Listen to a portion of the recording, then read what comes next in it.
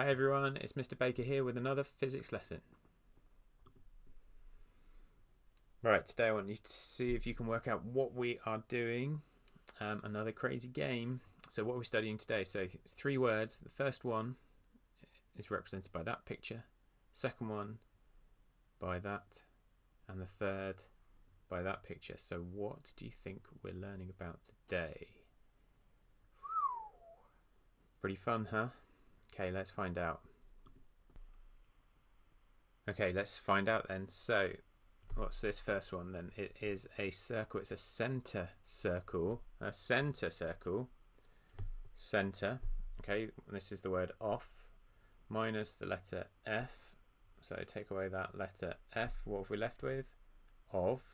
Center of. And what are these? Well, these are masses.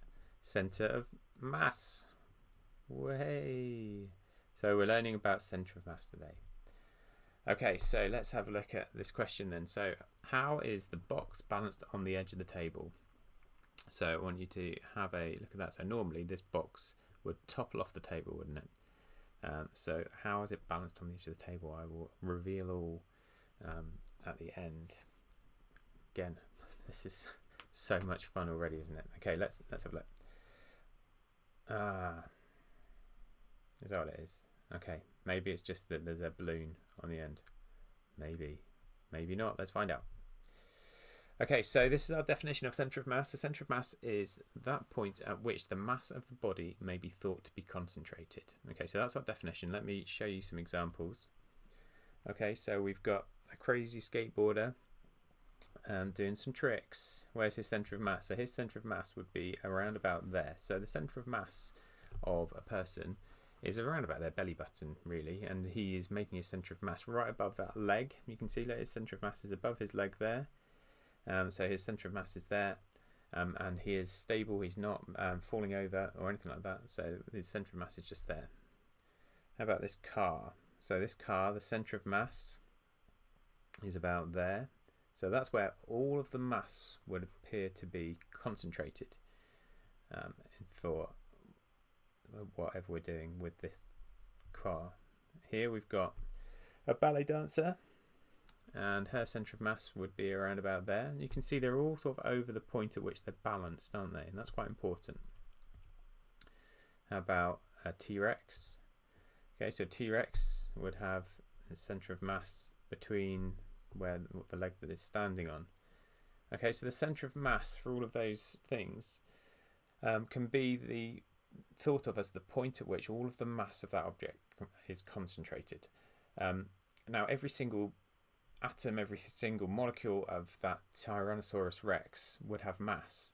And so what we're doing is we're basically looking at all of those different bits, and we're saying if we just took all of the mass and put it to one point, then that one point can be thought of as the centre of all of those masses. And that's really important when we're looking at trying to simplify diagrams. And a lot of the time what we do in physics is we take something really complicated and we try and simplify it using models. And that's kind of what we're doing here. We're taking all of the mass of the Tyrannosaurus Rex, we're saying it's all concentrated on that one point, and then if I want to look at how it's accelerating or moving around, then I can say that all of the forces that are acting on that Tyrannosaurus Rex act at that point of its centre of mass. Okay, so let's have a look at what it means. So the centre of mass appears to be the origin of all an object's mass, since all the particles around it create a moment.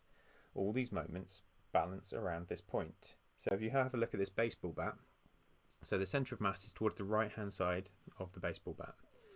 It's got a larger part of that towards the right and a smaller part nearer the handle. The left hand side of the centre of mass is a lot longer, isn't it? So section 1 of that bat is really long, and section 2 isn't as long, but there's more, it's wider. So each of those masses would balance out. Section 1 and section 2, either side, the mass would be the same. And so either side, if I put my finger where the centre of mass was, I could balance that baseball bat there using my finger, because that would be the centre of mass. And so I can think of all of the mass being concentrated at that one point. And we can find the centre of mass of symmetrical objects pretty easily. So you might want to have a go at this, and if you do, you want to pause the video See if you can work out where the centre of mass for each of these different things are, and then I'll show you. Okay, so if you're going to do it, so pause it there. Okay, so for symmetrical objects it's really easy. We literally just draw in the lines of symmetry. Where the lines of symmetry cross, we have our centre of mass, and that's because if the object is the same density all the way around, then we can balance the mass with a similar amount for each of those different sections. And so to find the centre of mass of a symmetrical object, we just draw in the lines of symmetry, and where they cross, that's where they are. And that's okay, but what we've got to be able to do is we've got to be able to describe how to find the centre of mass of a non-symmetrical object. Okay, so you can see that this object here, this diagram of a heart, is symmetrical on one level there. So we've got symmetry, one line of symmetry for the heart, but apart from that, it's not symmetrical in other ways. So what I would do is, first of all, I would hang the object up. So I'd take a hole punch a hole like we've done in this, and hang it up, maybe on a clamp stand or something like that. And then I would draw a dotted line down, and what you can do is you can use something called a plumb line. So if you have another line which you hang down along the thread that you're hanging it from, then you can have this plumb line following all the way down, and you can draw a dotted line that goes down along that line, and you would just draw along that line. Then what you would do is you would hang the object from another point, anywhere, doesn't really matter, and you would do exactly the same thing. And we would know that the centre of mass must be along that line somewhere, just like before, it must have been along the line of the other one. So where those two lines cross, that's where the centre of mass will be. So it's quite straightforward, but you've got to be able to describe this. One way that you can then check is you could just literally get a pencil or your finger and put where you've found the centre of mass, put your finger there or your pencil there, and it should balance. Right, I'm just going to show you a method. This is the method written down. So if you want to have a go at writing a method before you see the method and maybe then try and improve on it, then pause the video there. Otherwise, I'm just going to show you the method that you might want to write down if you've got a question like this. So this is a method for finding the centre of mass by suspended equilibrium, and this is for non-symmetrical objects. So what you would do is you suspend the object so that it can be swung freely, and then you wait until it's in equilibrium so it's not moving around. Hang a plumb line from the same point. Mark on the object the position of the plumb line. The centre of mass must lie somewhere along this line. Then suspend the object from another point, maybe another point after that, so 2 other points, and repeat the same procedure. Then the centre of mass is where those lines all cross over, where they intersect. And this is because when the object is freely suspended, it comes to rest with its centre of mass underneath the point of suspension.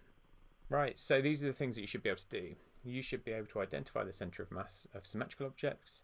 You should be able to describe an experimental technique to determine the centre of mass of an object as well.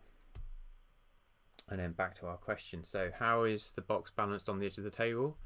Was it because of the balloon? No, I don't think so. The helium balloon probably wouldn't be able to give it enough force to pull it up like that, would it? So we've got a moment that's going to be pulling down on the right hand side of that box, which is going to be pulling it over the edge. So what we need to do is we need to create something where the centre of mass shifts. And so if I can shift the centre of mass and move it over the part of the table here, then the box will stay there. So by putting a mass there in that corner of the box, I could manage to balance the box on the edge of the table. Okay, right, so that has been all about centre of mass. I've been Mr. Baker, and I'll see you next time.